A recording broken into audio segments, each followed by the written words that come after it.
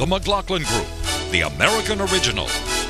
For over 2 decades, the sharpest minds, best sources, hardest talk. The McLaughlin Group is brought to you by MetLife. Guarantees for the if in life.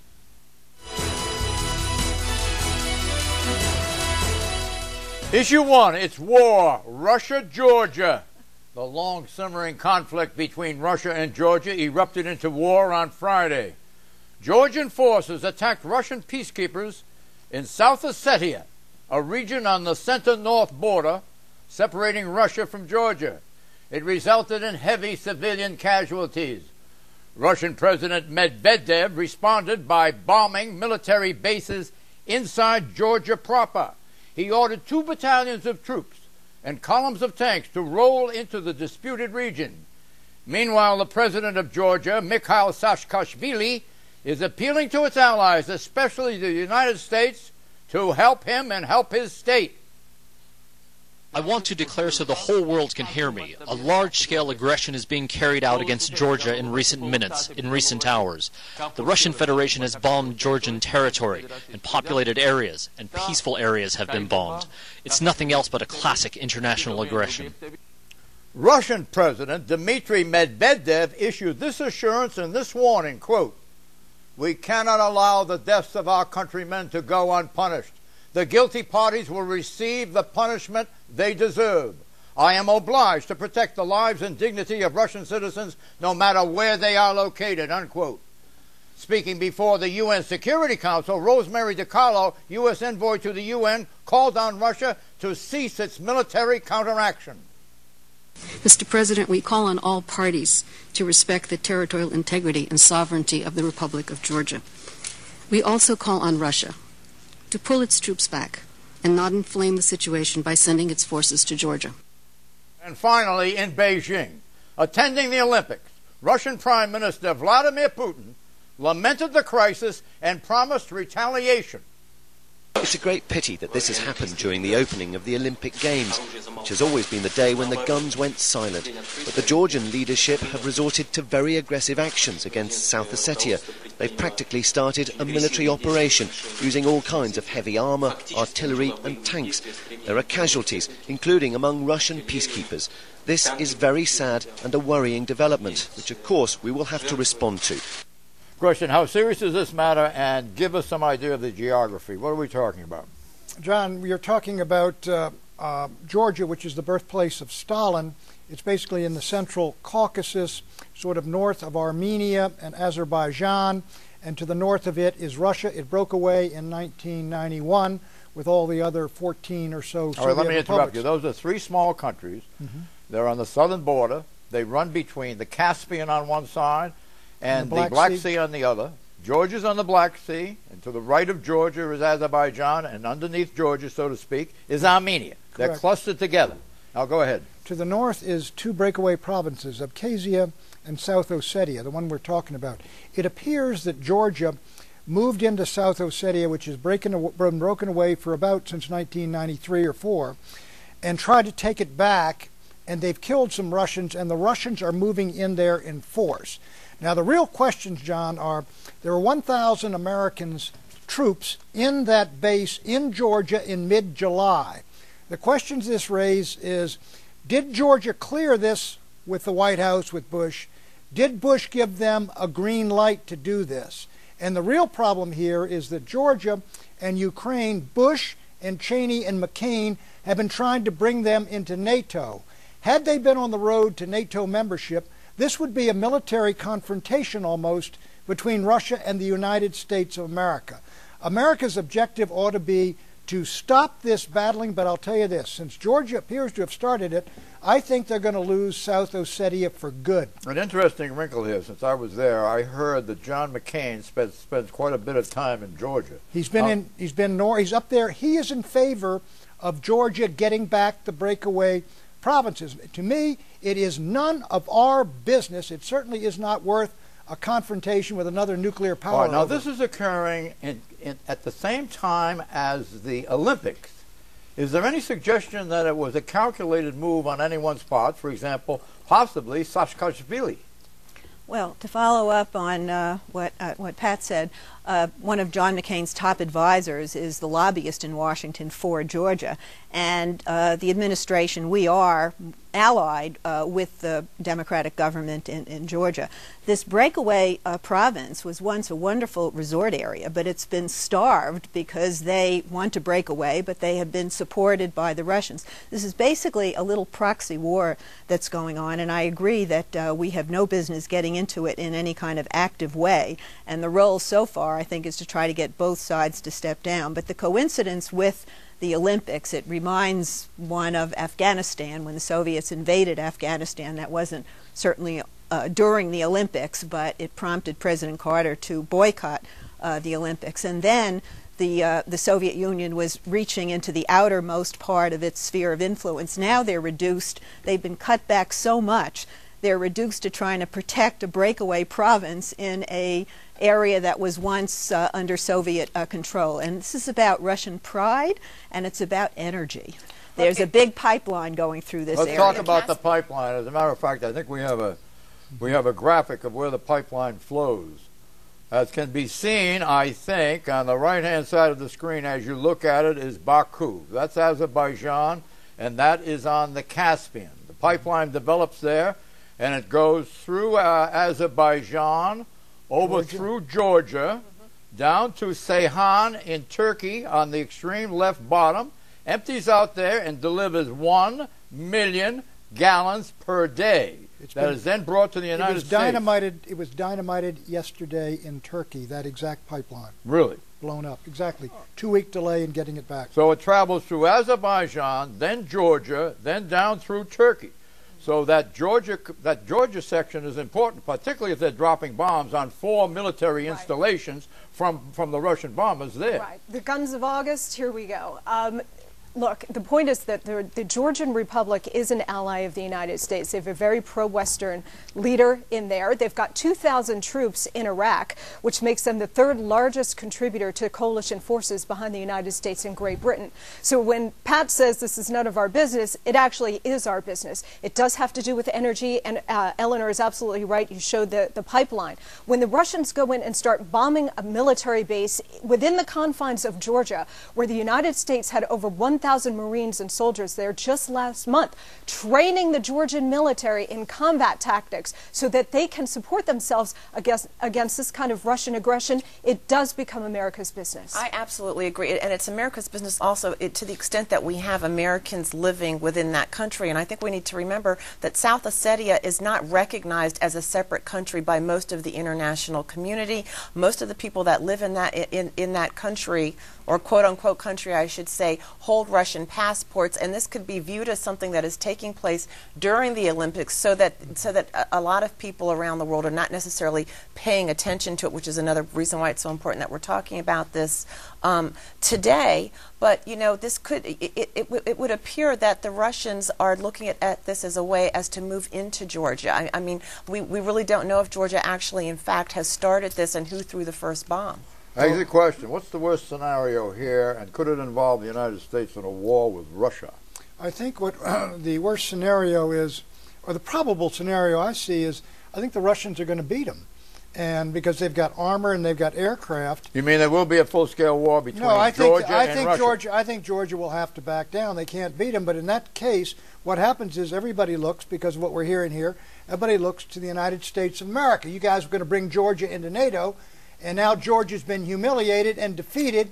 And what are you, Mr. George Bush and Mr. John McCain, going to do about it? Georgia is an ally. Also, Georgia is an ally. It is not an ally of the United States. It is not? It's not a formal. It is not a formal ally. It is with us in Iraq. We have no treaty agreement to fight on behalf of Georgia. This is true. There is none. Yeah, but the president stopped there somewhat mysteriously on one of his recent trips in that region. John, we have been very provocative, quite frankly, in my judgment, in pushing NATO into Russia's face and you're getting payback. Right. This is where I agree with Pat. I think the Clinton administration and the Bush administration has been unnecessarily in Russia's face, trying to gather all of these former Soviet republics not only into the Western sphere, but into NATO itself. And knowing Russia's history and how paranoid they are, I mean, we are flirting, I think, unnecessarily with danger. And I think that it's going to play out on the campaign trail.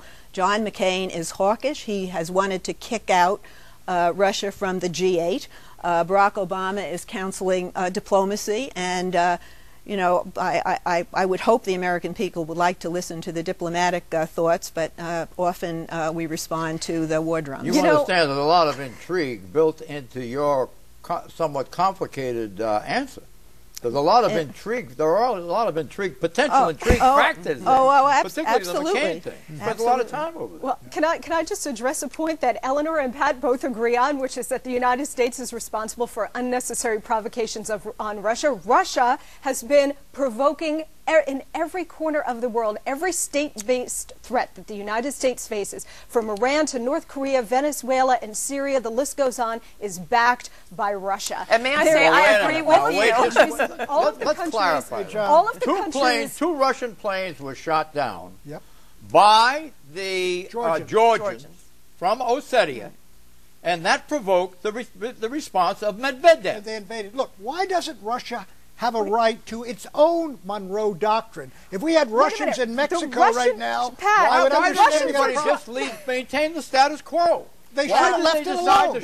Why did they leave it alone? Why did Georgia decide to shoot down the planes when the Olympics are occurring? They invaded, and the planes were probably attacking them when they shot them down. But Georgia provoked this from everything we've read. But why does that justify the Russians invading? Because exactly. Why were they there? Why were they there? You're going back 20 years. Look, at the end of the Cold War, the Russians turned from a communist dictatorship into an authoritarian oligarchy, but their expansionist tendencies never stopped. And you can see it now when we talk about Eastern Europe. They don't have anything. Why were the Russians there? If the Russians they don't have 1,000 Russian Marines in Baja.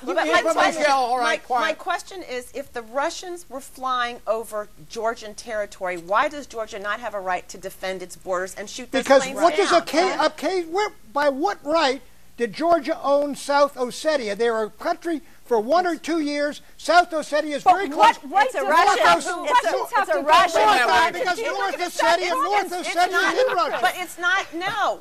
North Ossetia is in Russia, but South Ossetia, where the planes were shot down, is in Georgia. Why were the Russians there? Do you feel that we're going to go to war with Russia over this matter? I would hope not. No. We don't have any troops to go fight a war with Russia. Diplomacy will win. So we're not going to come to the defense of our quote-unquote. No, and Pat is right. The Russians have military power. We will back down. Bush will back down. We will put diplomatic pressure on the Russians to back off. When we come back, why is Senator Obama losing traction?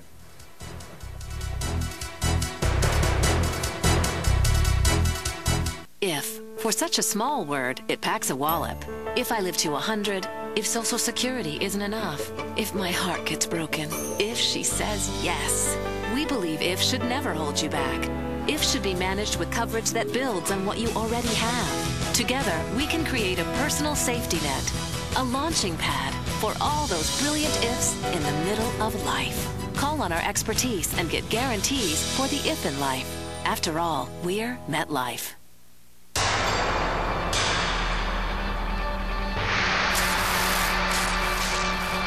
We've provided a platform for success for some of the most respected companies in the country. We fueled their growth with a highly educated workforce and a can-do, pro-business attitude. Just ask our newest business partner, Toyota. Visit Mississippi.org to see what we can do for you. Issue 2, Buffalo Gals. I encourage Cindy to compete.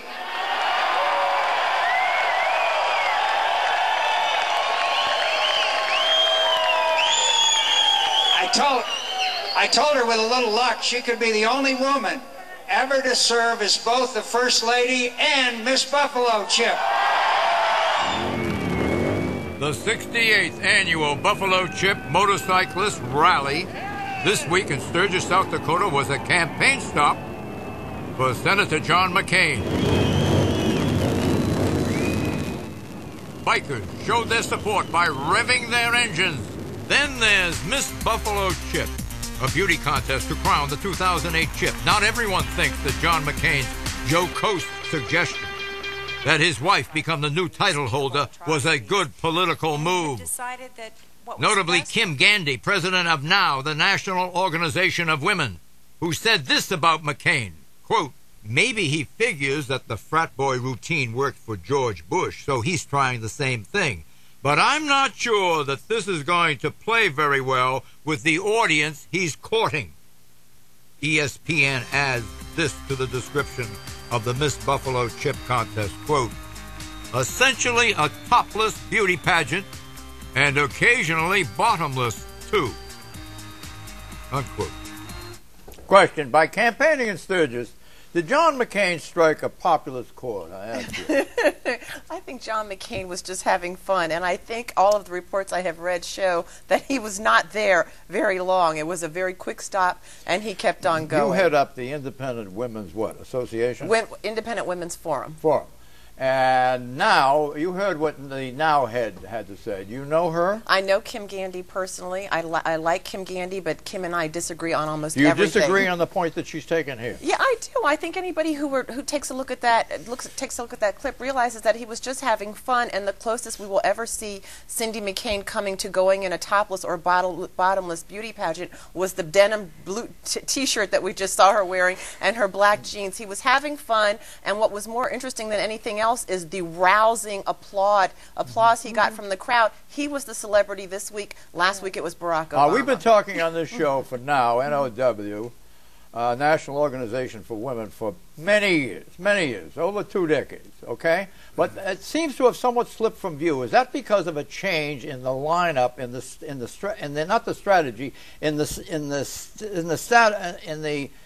the layers of femininity as feminine organizations since she came on the scene? Well, I call, and I do this in jest, but sort of seriousness with Kim Gandy, and I refer to the National Organization of Women as the National Organization for some women. So, for example, you saw NOW and other really left-of-center women's groups that really supported Anita Hill when she was having her problems with Justice Thomas. However, when we saw Gary Trudeau making fun of Condoleezza Rice in the Washington Post and his syndicated column and referring to her as brown sugar and insinuating that she was having an affair with President Bush, left-of-center groups like the National Organization for Women and Feminist Majority were completely silent. Where are we now as far as current women are concerned? Well, we have gone from second-wave feminism to third-wave feminism, and what most women will tell you today is that there is a difference. Second-wave feminism being what happened in the 1960s, 1970s, and maybe even in the late 1980s. Third-wave feminism, by a lot of feminist authors, refers to what we have seen in the feminist movement since the 1990s, and it's very different. How would you describe the feminism of Eleanor Clift? I don't know. Opposite from yours. What? I will let you say opposite of mine. I said opposite. Do you know what from she's hers. talking about? Yeah, she heads the Independent Women's Forum, which is basically conservative women. Is that true? Yes. We are right of center free market women. We believe in free markets, personal responsibility, limited government. Where are you now? Are you in fourth level or wherever she described? Third wave feminism. Third wave feminism. You know, the feminist movement as it was defined in the 60s and 70s, that was a long time ago. And just as the civil rights era has moved past where it was, so has feminism. But I think you know, feminists still want a Supreme Court that upholds Roe v. Wade. I don't know where you are on that, but that is still a defining issue for John, I'm many still women. back at consciousness 1. Where's the paleontological area? And I've admitted Where are you? Quickly.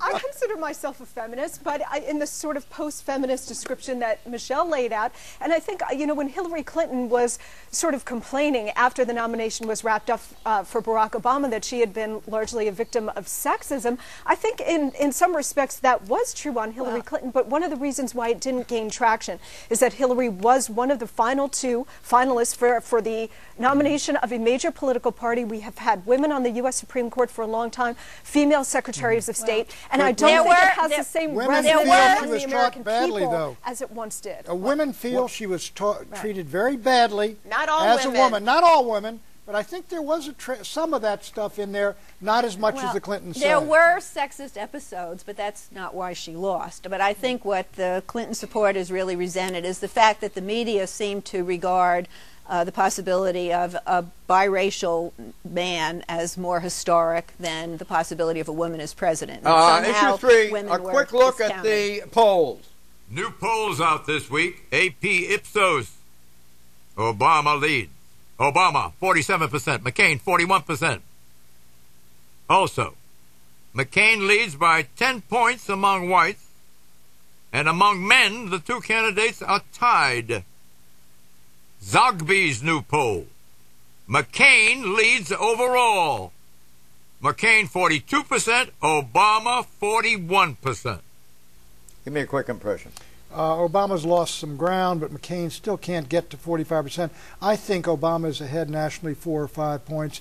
In states, he's probably ahead far. Yeah, he's ahead in the electoral count, and I think the Obama number is his floor, and I think the McCain number is his ceiling. I think the bloom is a little bit off the Obama rose. The more people get to know him, the more uneasy they are with his liberal politics and with his inexperience. That's interesting because I think it's going to be a very close election. I think Senator Obama is ahead of John McCain now, but that being said, it is going to be incredibly close, and this election is going to be a referendum on Barack Obama, not on John McCain. Obama has lost traction. We'll be right back with predictions.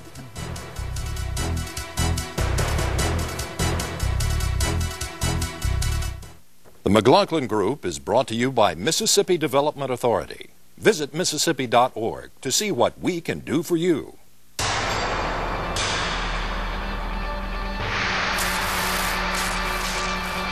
We've provided a platform for success for some of the most respected companies in the country. We fueled their growth with a highly educated workforce and a can-do, pro-business attitude. Just ask our newest business partner, Toyota. Visit Mississippi.org to see what we can do for you. For people close to retirement, there are plenty of ifs to go around. If our savings will last, if we should take Social Security when we hit 62 or 67. MetLife can strengthen your retirement plan by providing a lifetime stream of income that's guaranteed and that works together with your investments, helping you create a safety net that brings happy New Years with guarantees for the if in life. MetLife can help make the most of what you have in retirement.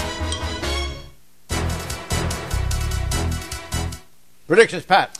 Bush's meddling in Georgia is now going to come back to bite him because he's going to have to back down, and you're going to see a split between John McCain, who will take a more hawkish stand, and Bush and the administration, who are going to try to settle it. Bob Barr running third party will make Georgia winnable for Barack Obama. That's our Georgia, not not Russia's Georgia. Monica. Obama has a very big problem with women over 40 and a really big problem with women over 50. He will not choose Hillary Clinton, but look for him to actually become Hillary Clinton to try to hustle the Cougars. Obama also has a big problem with you.